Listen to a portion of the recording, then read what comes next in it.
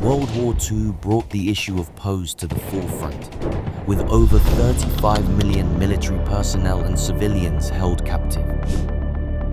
The treatment of POWs varied significantly between theaters of war. In Europe, the Geneva Conventions were generally respected, especially in camps for Western Allied officers, although there were violations. The infamous Stalag Luft 3 camp saw one of the most daring escape attempts, later known as the Great Escape. In Eastern Europe, however, the situation was dire. Soviet POWs captured by the Nazis were subjected to brutal treatment, with millions perishing in concentration camps and through forced labor. The Eastern Front was marked by a complete disregard for the rules of war.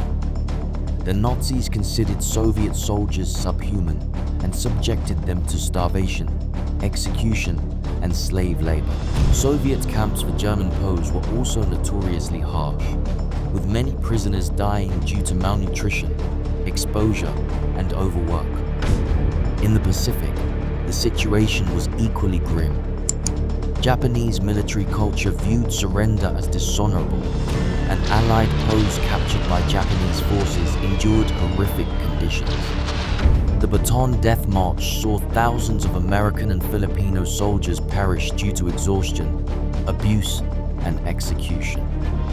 POWs were forced to work under brutal conditions, such as on the construction of the Burma Railway, often referred to as the Death Railway due to the high number of deaths.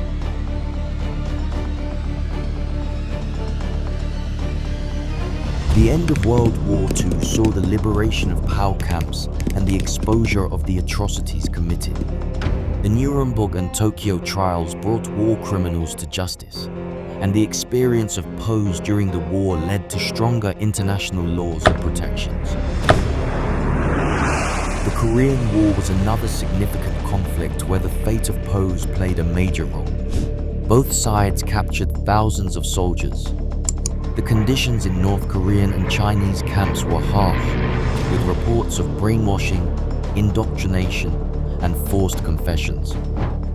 The concept of re-education was introduced, where POWs were subjected to intense propaganda to change their political beliefs.